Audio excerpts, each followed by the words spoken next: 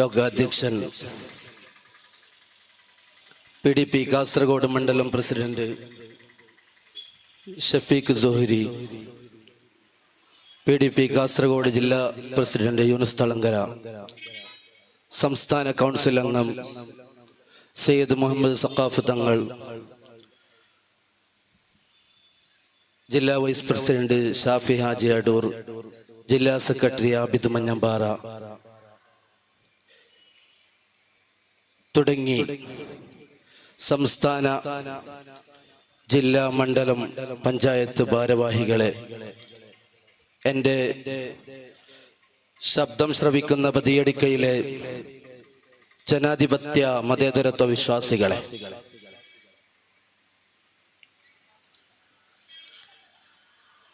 മൂന്നര പതിറ്റാണ്ട് മുമ്പ് അബ്ദുൽ നാസർ മഅദനി എന്ന വിപ്ലവ നായകൻ രാജ്യത്തിന്റെ ജനാധിപത്യ ധ്വംസനം മുന്നിൽ കണ്ടുകൊണ്ട് തകർന്നുകൊണ്ടിരിക്കുന്ന മതേതരത്വത്തെ ഉയർത്തെഴുന്നേൽപ്പിക്കുന്നതിന് വേണ്ടി ഉദയം ചെയ്ത മഹത്തായ പ്രസ്ഥാനമാണ് പീപ്പിൾസ് ഡെമോക്രാറ്റിക് പാർട്ടി എന്നുള്ളത്. ബദിയടുക്കയിലെ പ്രിയപ്പെട്ട ജനാധിപത്യ വിശ്വാസികളോട്, പ്രത്യേകിച്ച് PDPയെയും PDPയുടെ ആശയാദർശങ്ങളെയും കുറിച്ച് കൂടുതലായി വ്യക്തത വരുത്തേണ്ട ആവശ്യമില്ല. PDPയോടും അഭിവന്യനായ ചെയർമാൻ അബ്ദുൽ നാസർ മഅദനിയോടും എന്നും ഒപ്പം ചേർന്ന് നമ്മോട് കൂറ് പുലർത്തിയിട്ടുള്ളവരാണ് ബദിയടുക്കയിലെ പ്രിയപ്പെട്ട ജനാധിപത്യ വിശ്വാസികൾ.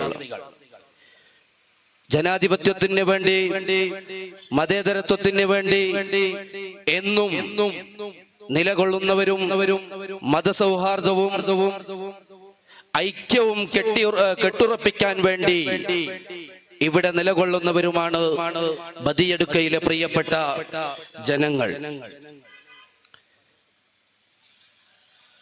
PDP സംസ്ഥാന വ്യാപകമായി ഫാസിസ്റ്റ് ഭരണകൂട ഭീകരതയ്ക്കും വർഗീയ ധ്രുവീകരണത്തിനുമെതിരെ ഓരോ മണ്ഡലങ്ങളിലും, സംസ്ഥാനത്ത് 140 മണ്ഡലങ്ങളിലും ഫാസിസത്തിനെതിരെ ഞങ്ങൾക്കും ചിലത് പറയാനുണ്ട് എന്ന ശീർഷകത്തിൽ വ്യക്തമായ മുദ്രാവാക്യം ഉയർത്തിപ്പിടിച്ചുകൊണ്ട് ഫാസിസത്തിന്റെ ഇടൻ അജണ്ടകളെ പൊതുജനത്തിന് തുറന്നു കാട്ടുന്ന മഹത്തായ പൊതുയോഗങ്ങൾ സംഘടിപ്പിച്ചു വരികയാണ്. അതിന്റെ ഭാഗമായിട്ടാണ് കാസർഗോഡ് മണ്ഡലം കമ്മിറ്റി സംഘടിപ്പിച്ച പൊതുയോഗം നമുക്ക് മുന്നിൽ ഇവിടെ നടന്നുകൊണ്ടിരിക്കുന്നത്. ഫാസിസം നമ്മുടെ നാടിനെ ഇന്ന് കാർന്ന് തിന്നുകൊണ്ടിരിക്കുകയാണ്. ഫാസിസം എന്ന് പറയുമ്പോ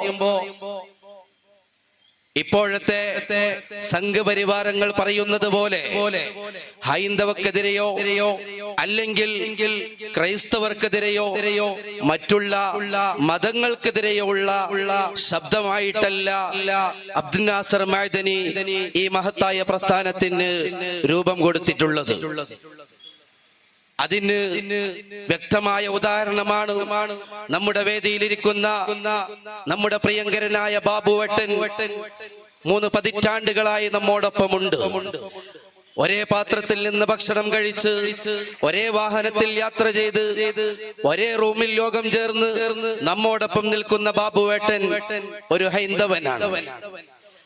അതേപോലെ തന്നെ നമ്മുടെ സംസ്ഥാന ജനറൽ സെക്രട്ടറി അജിത് കുമാർ ആസാദ് 3 പതിറ്റാണ്ട് കാലമായി നമ്മോടൊപ്പമുണ്ട്. ഹൈന്ദവർക്കെതിരെയാണ് PDP എങ്കിൽ അജിത് കുമാർ ആസാദിന് PDPയിൽ ഇടമുണ്ടാകുമായിരുന്നില്ല. നമ്മുടെ പ്രിയപ്പെട്ട ബാബുവേട്ടന് PDPയിലേക്ക് അടുക്കുമായിരുന്നില്ല.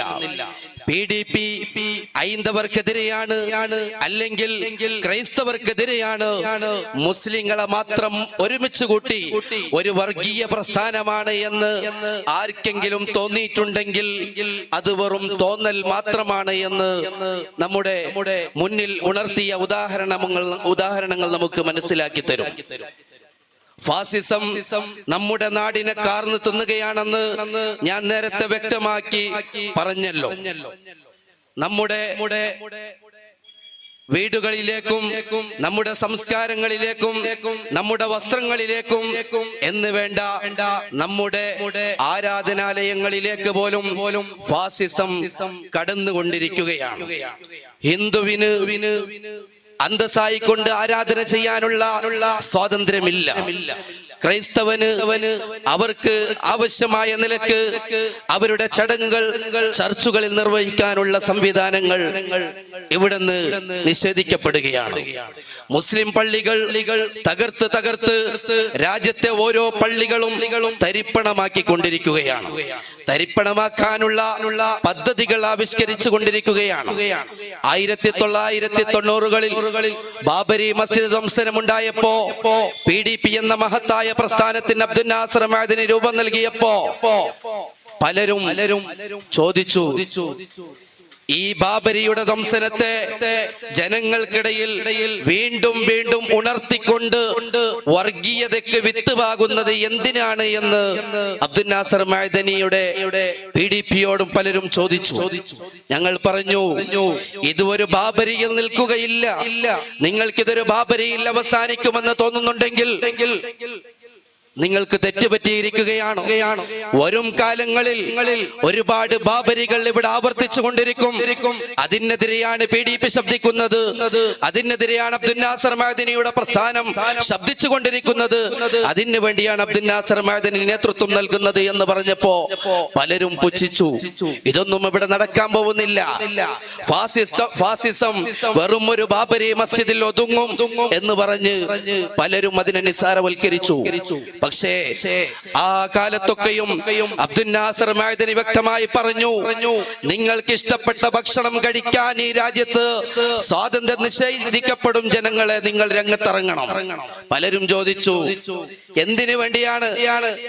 UPയിൽ എന്തെങ്കിലും നടന്നതിന്റെ പേരിൽ, ആസാമിൽ എന്തെങ്കിലും നടന്നതിന്റെ പേരിൽ, ഗുജറാത്തിൽ എന്തെങ്കിലും നടന്നതിന്റെ പേരിൽ എന്തിന് കേരളത്തിൽ ശബ്ദമുയർത്തണമെന്ന് പലരും ചോദിച്ചു.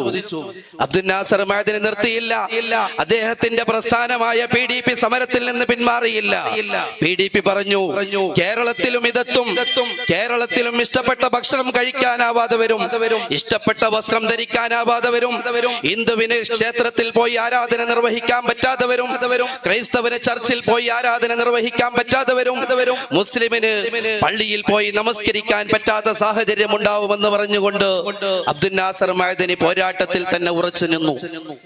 എന്നിതാ രാജ്യത്തിന്റെ പല മസ്ജിദുകളും തകർക്കാൻ ഗൂഢാലോചന നിർവഹിച്ചു കൊണ്ടിരിക്കുകയാണ്. പല മസ്ജിദുകളും തകർത്തു.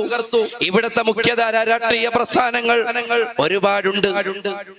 ഇന്ത്യ ഭരിച്ചുകൊണ്ടിരിക്കുന്നവർ, ഭരിക്കുന്നവർക്ക് പിന്തുണ കൊടുത്തവർ, അവർക്ക് മിണ്ടാട്ടമില്ല. വർഗീയതക്ക് പ്രോത്സാഹനം നൽകുന്നത് പോലെ, ഭീകരതക്ക് പ്രോത്സാഹനം നൽകുന്നത് പോലെ, ഫാസിസത്തെ ചേർത്ത് പിടിച്ച് ഉമ്മ വെക്കുന്നത് പോലെ അവർ ഫാസിസത്തോട് ചേർന്ന് പ്രവർത്തിച്ചു കൊണ്ടിരിക്കുകയാണ്. അല്ലെങ്കിൽ പകൽ ഒരു പാട്ടിയിലും രാത്രിയിൽ ഫാസിസത്തിനൊപ്പവും ചേർന്ന് അന്തി ഉറങ്ങിക്കൊണ്ടിരിക്കുകയാണ് എന്ന് പറയുന്നതാവും ഉചിതം. വാരണാസിയിലെ ഗ്യാൻവാപി മസ്ജിദ് നിങ്ങൾക്കറിയാം. ഗ്യാൻവാപി മസ്ജിദ് നിലകൊള്ളുന്നത് ക്ഷേത്രം നിലകൊണ്ടിരുന്ന ഭൂമിയിലാണെന്ന് പറഞ്ഞുകൊണ്ട് 5 സ്ത്രീകൾ ഹർജി നൽകുകയുണ്ടായി. കോടതി വിധി വന്നു. ആ 5 സ്ത്രീകളിൽ ഹർജി നൽകിയ പ്രധാനപ്പെട്ട ഒരു സ്ത്രീ ആ ഹർജിയിൽ നിന്ന് പിന്മാറുന്നതായി പറഞ്ഞു. പക്ഷേ ഇവിടത്തെ കോടതി ഫാസിസത്തിന് പൂർണ്ണ പിന്തുണ നൽകിക്കൊണ്ട് പറഞ്ഞു, ആ ഹർജിയിൽ നിന്ന് പിന്തിരിയേണ്ട ആവശ്യമില്ല. ഗ്യാൻവാപ്പി മസ്ജിദ് ക്ഷേത്രം നിലനിന്നിരുന്ന സ്ഥലത്ത് തന്നെയാണെന്ന് ഫാസിസത്തോട് ചേർന്നുകൊണ്ട് ഇവിടുത്തെ ഭരണകൂടം വിധി എഴുതി. അപ്പോഴും തീർന്നില്ല. പലരും വിചാരിച്ചു ഇത് ഗ്യാൻവാപ്പിയിൽ അവസാനിക്കുമെന്ന്. ഏതാനും വർഷങ്ങൾക്ക് മുമ്പ്, ഏതാനും മാസങ്ങൾക്ക് മുമ്പ് യുപിയിലെ സാംബാലിലെ ഷാഹി മസ്ജിദ്, നമുക്കറിയാം 5 നൂറ്റാണ്ട് പഴക്കമുള്ള ഇവിടത്തെ മുഗൾ ചക്രവർത്തിമാരുടെ കാലത്ത് സ്ഥാപിച്ച മഹത്തായ ഒരു പള്ളിയാണ് ഷാഹി മസ്ജിദ് എന്നുള്ളത്. ആ ഷാഹി മസ്ജിദിനെ നമ്മുടെ രാജ്യത്ത് നിന്ന് നീക്കി അവിടെ ക്ഷേത്രം നിർമ്മിക്കണമെന്ന് ഇവിടത്തെ സംഘപരിവാരങ്ങൾ ഒച്ചകൂട്ടിയപ്പോ ഭരണകൂടം അതിനും പിന്തുണ നൽകി. അതും ക്ഷേത്രഭൂമിയാണെന്ന് വിധിയെഴുതി. മധുര ഈദ്ഗാഹ് മസ്ജിദ് 1670 മുഗൾ ചക്രവർത്തിമാരുടെ കാലത്ത് സ്ഥാപിതമായ മഹത്തായ പ്രസ്ഥാനം, മഹത്തായ മസ്ജിദ്. ആ പള്ളിയുടെ തറക്കല്ലിനടിയിലും ഹിന്ദുവിന്റെ ഭൂമിയുണ്ടെന്ന് സംഘപരിവാരങ്ങൾ, ഇവിടത്തെ ഹിന്ദുക്കളല്ല പറഞ്ഞത്, ഏതെങ്കിലും ഹൈന്ദവ മതം ഉൾക്കൊണ്ടുകൊണ്ട് ജീവിക്കുന്ന അല്ലെങ്കിൽ ഹിന്ദു മതത്തിന്റെ ആചാര്യരല്ല പറഞ്ഞത്. നേരെ മറിച്ചുകൊണ്ട് വർഗീയ ശക്തികളായ RSS ഇവിടെ കോടതിയിലേക്ക് പോവുകയുണ്ടായി. മധുര ഈദ്ഗാഹ് മസ്ജിദിലും വിധി വന്നു, അതും ക്ഷേത്രഭൂമിയിലാണ് നിലകൊള്ളുന്നതെന്ന്. അതേപോലെ തന്നെ നമുക്കെല്ലാവർക്കും ഇന്ത്യയിൽ ജനിച്ച ഏതൊരുത്തനും അറിയാവുന്ന നഗ്ന സത്യമാണല്ലോ അജ്മീർ, വലിയ സൂഫി വര്യനായ അജ്മീർ ഖാജ തങ്ങളുടെ മഹത്തായ മസ്ജിദ് അജ്മീർ പള്ളി. അവിടത്തേക്ക് ഹിന്ദുക്കൾ പോകുന്നുണ്ട്, ക്രിസ്ത്യാനികൾ പോകുന്നുണ്ട്, മതമുള്ളവർ പോകുന്നുണ്ട്, ഇല്ലാത്തവർ പോകുന്നുണ്ട്, എല്ലാവരും പോകുന്നുണ്ട്. എല്ലാവരും വളരെ ആരാധനയോടെ ബഹുമാനത്തോടെ കാണുന്ന ആ പള്ളിയെ കുറിച്ചും പറഞ്ഞു.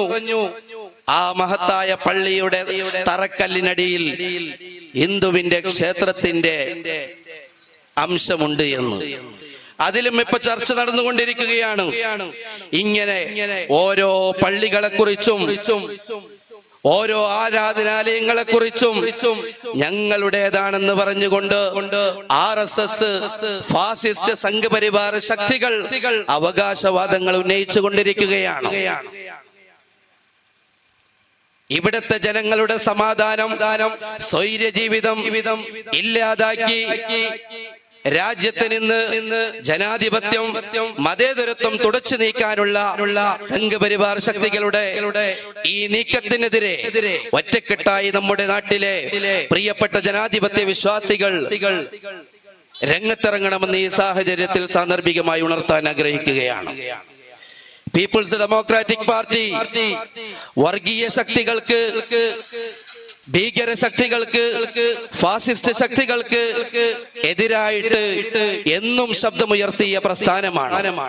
നേരത്തെ സ്വാഗത ഭാഷണത്തിൽ പറഞ്ഞതുപോലെ PDPയുടെ ഏതെങ്കിലും ഒരു പ്രവർത്തകനെതിരെ ഈ രാജ്യത്ത് കൊലക്കുറ്റത്തിന്, ആക്രമരാഷ്ട്രീയത്തിനെതിരെ ഒരു കേസ് ഈ നിമിഷം വരെ ഫയൽ ചെയ്യാൻ സാധിച്ചിട്ടില്ല എന്നത് പീപ്പിൾസ് ഡെമോക്രാറ്റിക് പാർട്ടി എത്രത്തോളം ന്യായമായിട്ടാണ്, നീതിയുക്തമായിട്ടാണ് രാജ്യത്ത് പ്രവർത്തിച്ചു കൊണ്ടിരിക്കുന്നത് എന്ന് നമുക്ക് വരച്ചു കാട്ടിത്തരും.